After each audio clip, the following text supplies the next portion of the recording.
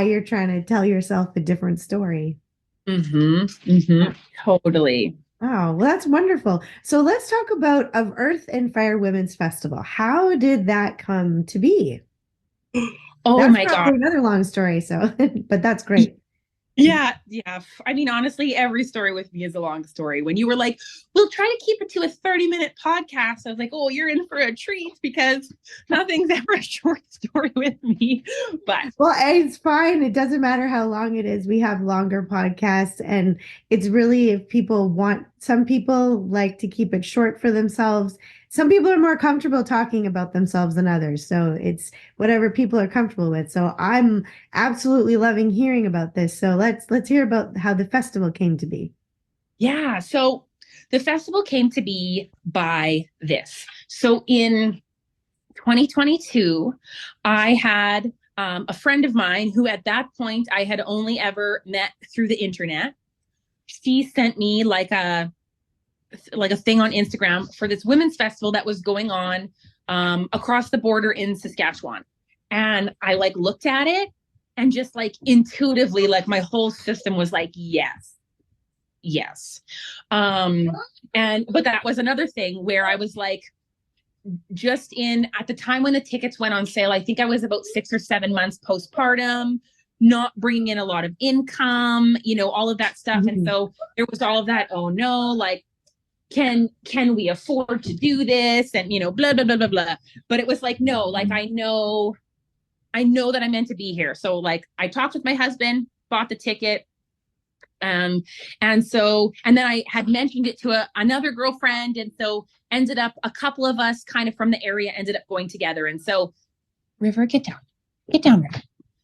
And so my girlfriend Anastasia and I, we drove together, and then two of our other girlfriends, they drove up in their vehicle, and Casey came along with us. He had just turned a year at the time, so he came along with us to the festival, and this was the first like full weekend women's festival that I had been to, that I had attended. And it was just like, now keep in mind, this is summer of 2022. So we're just coming out of some of this, like, stay home, don't go Yeah. anywhere, don't even look at anyone, don't even gather with more than two people. We were just kind of coming out of all of that craziness.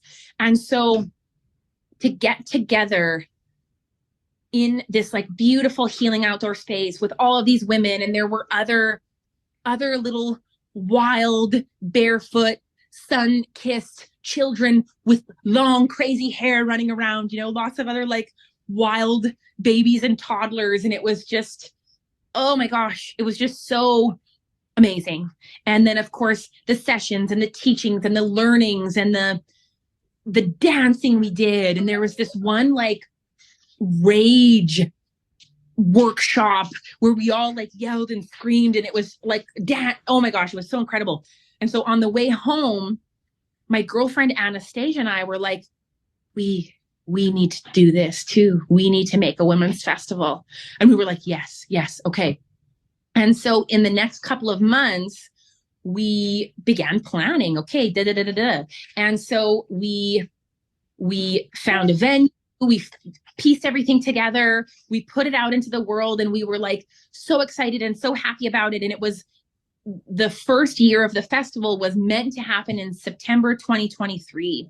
And some of the gears for it just weren't quite lining up. Things Mm. weren't quite lining into place, weren't quite locking up. And so through like loss of discussion and decision and we decided to postpone the festival, and we didn't really know what that was going to be, what that was going to look like.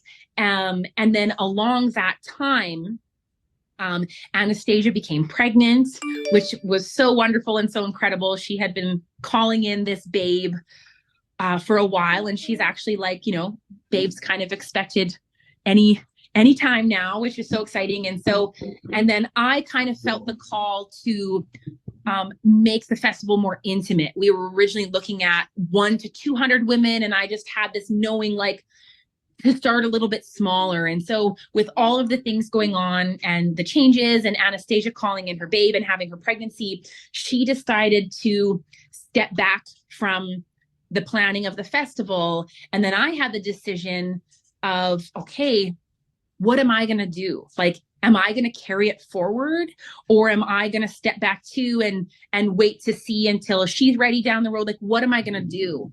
And I had this knowing it had to carry forward. It had to carry forward.